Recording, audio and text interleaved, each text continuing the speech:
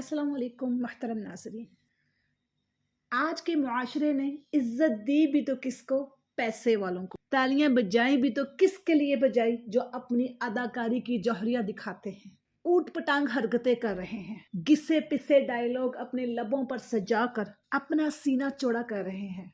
नाचने गाने वालों को इतना आइडियलाइज किया जा रहा है, इनके फेक ग्लैमर को बढ़ा चढ़ा कर पेश किया जा रहा है, जैसे कि ये लोग दूसरी दुनिया से आए हों, कुछ बहुत मुनसिफ लोग हों।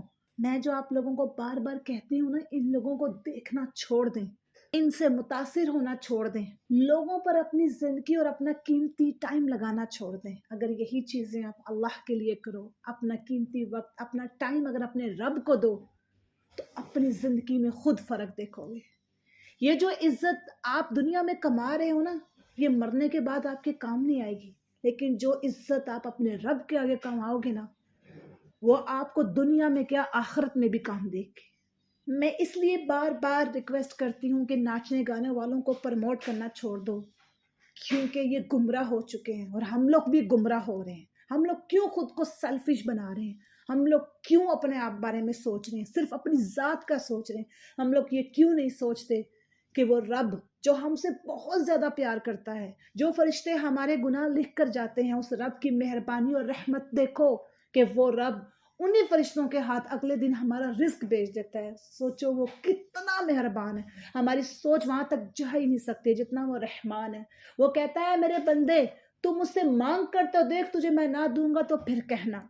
तो गुनाह इतने कर के तेरे गुनाह आसमान को छू जाएं, तो कह मैं तौबा करता हूँ, मैं तुझे माफ ना करूं तो फिर कहना है, मेरे बंदे तू मुझे पुकार कर तो देख, तू मुझे आवाज देख कर तो देख, मैं ना तेरे पास आऊं तो फिर कहना। मेरे भाइयों और बहनों, जिस बंदे को फेम हासिल करने के लिए अपनी बहन बेटी और बीवियों को सामने ला के यूं प्रमोट करना पड़ जाए, डांस करवाना पड़ जाए, जो बंदा या बंदी अल्लाह की नाफरमानी को दुनिया का असबाब बना ले, अपनी जिंदगी का क्राइटेरिया बना ले, अपनी जिंदगी का क्राइटेरिया बना ले और उसी से कमा रहा हो, हराम हलाल का उसे पता ही ना हो, हलाल हराम की तमीज ना करे, जन्नत दोज़ख की परवाह ना करे, कब्र आखरत मैदान हशर अल्लाह का सामना किसी चीज की वो परवाह ना करे। जो लोग पैसे के नशे में, फेम और ग्लैमर के चक्रों में अपने उन जिस्मों से, जिन जिस्मों को डांपने का हुक्म है कुरान करीम में, उन जिस्मों की नुमाइश करना स्टार्ट कर दे, सिर्फ इसलिए कि कपड़े जितने छोटे होंगे, लोगों की अट्रैक्शन, लोगों की अटेंशन उतनी ज्यादा हमारी तरफ बढ़ती चली जाएगी।